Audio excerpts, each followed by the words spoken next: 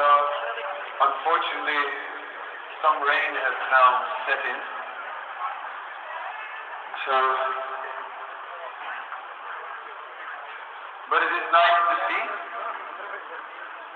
that we are carrying on. Now I will speak a little bit.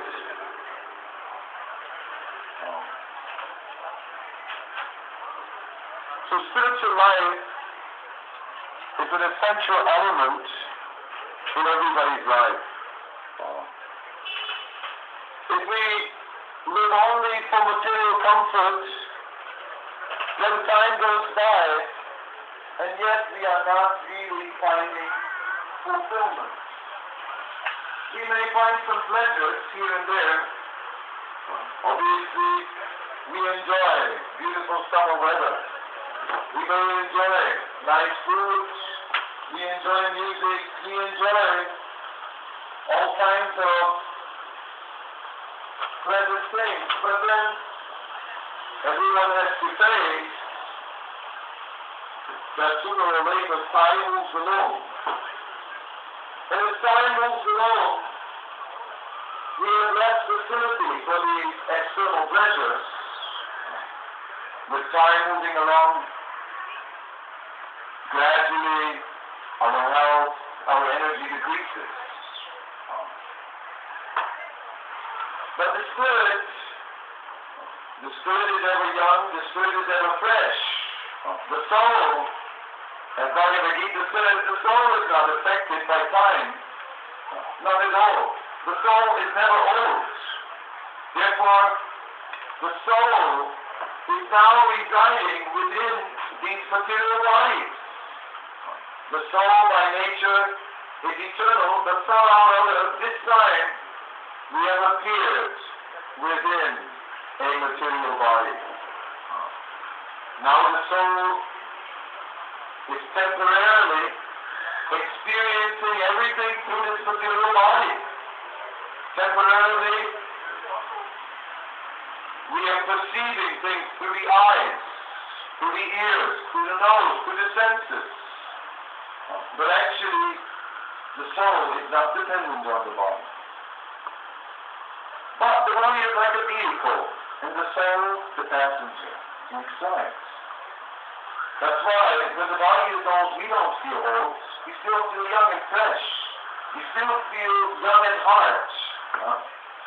I was in one festival, and there were many different people there, and they were all dancing. But one old lady, I don't know how old she was, but old. One old lady was sitting at the side, watching the whole thing, and she liked it. Then one young boy came and said, "Let's dance." She was amazed that no one had asked her to dance for a long time. So she danced and danced and danced, and at one point they hooked arm in arm and were spinning around in circles. And at the end of it all, she said, "I have had so much fun for 4 years." Because the soul is young. The soul is ever fresh. The soul is not aging. Even with time, we still feel like celebrating and so on. Because actually, this is our true nature. People are busy with work, Monday to Friday. Everyone is caught in the morning traffic. Everyone works hard, not much time left. And then it is weekend, then we have free time, and everyone is living for that, for some free time, because free time is natural. The time when we are celebrating, that is natural. Because the soul, by nature, is meant to celebrate, actually. It is described that in the spiritual world, we are eternally celebrating. We are eternally involved in a festival. But festivals must have a purpose. If we would be here on this square and just have a festival, and we have a lot of balloons, and we let the balloons go up in the air, but we have no message, then what is the point of that festival?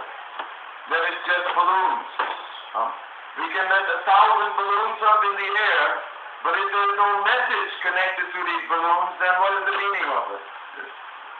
A lot of money thrown away into the air. That's all. But if we are celebrating for a purpose, then everything becomes meaningful. So what we are celebrating is that the real goal in life is a spiritual goal. What we are celebrating is that real happiness is available on the spiritual platform. We are very happy that today representatives of the Danish Vegetarian Society are here. We are happy that there are many people in Denmark who are conscious of the importance of being a vegetarian, of being kind, of being merciful, of not exploiting other living beings for our comfort. We are happy to see.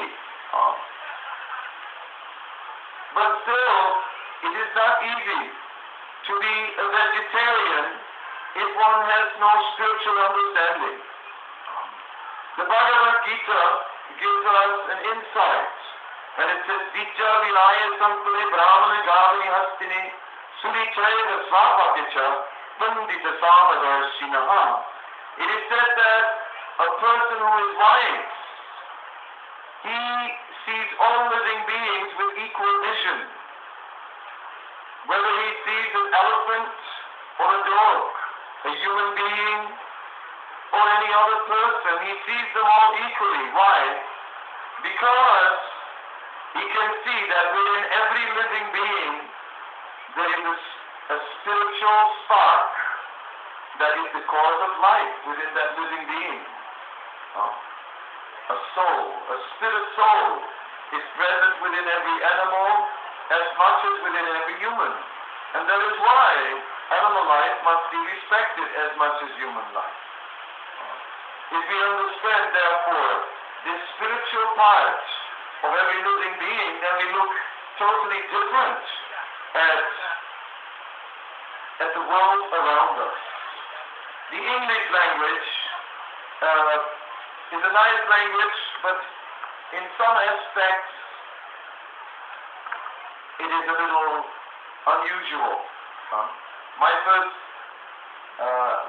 language is not English. I am from Holland, actually, and therefore I notice it that in English, when they speak about animals, they speak about it. They say it. In my language, we say he or she, but in English, they say it, as if an animal is a thing. So this is not the proper way. An animal is a personality. We know it. No two dogs are the same. They have a nature, just like human beings have a nature. Animals have a personality, because the same soul is present within the animal body as the human body.